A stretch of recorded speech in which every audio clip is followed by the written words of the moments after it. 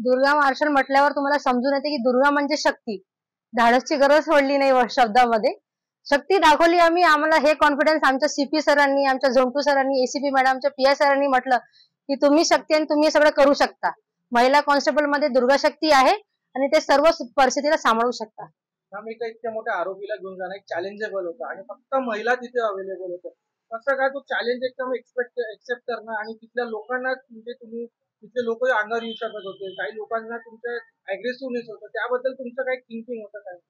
नाही सर, आम्ही पूर्णपणे तयार होतो याच्यासाठी की आम्हाला माहितच होतं ज्या पण परिस्थिती येईल त्यामुळे आम्ही सांभाळू शकतो म्हणून, आणि तेवढा कॉन्फिडन्स आमच्या वरिष्ठांना आमच्यावर होतो. आज कुठल्या निमित्तानं आपण आरोपीला तिथे घेऊन गेले होते काय? तिथे आम्ही काही लिगल प्रोसिजर करण्यासाठी तिथे त्याला घेऊन गेलो होतो. या ठिकाणी परवा दिवशी 3:45च्या आसपास सूरज खोब्रागडे या रेकॉर्डवरील गुन्हेगार आहे, त्यानं देवीच्या मूर्तीसोबत छेडखानी केलेली होती. त्या अनुषंगाने आपल्याला तक्रार प्राप्त झालेली होती. तर त्या अनुषंगाने पोलीस स्टेशनला आपण त्याच्या विरोधात गुन्हा दाखल करण्यात आलेला आहे.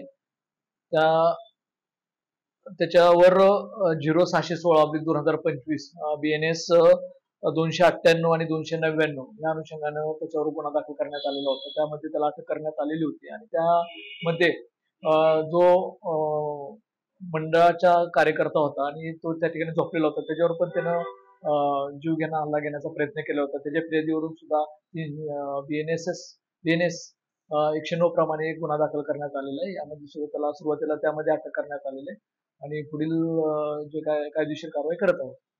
नेमकी घटना काय म्हणजे कशा प्रकारे घडली, या आधीही त्यांनी अशी काही घटना केली आहे समोर आली?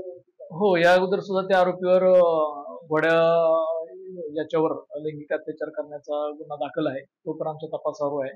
असे 2 प्रकारचे गुन्हे म्हणजे 3 प्रकारचे गुन्हे त्याच्यावर आता विट्टिकदान पोलीस स्टेशनला सध्या करंटमध्ये दाखल आहे आणि त्याच्यावर आम्ही जी योग्य कारवाई केलेली आहे.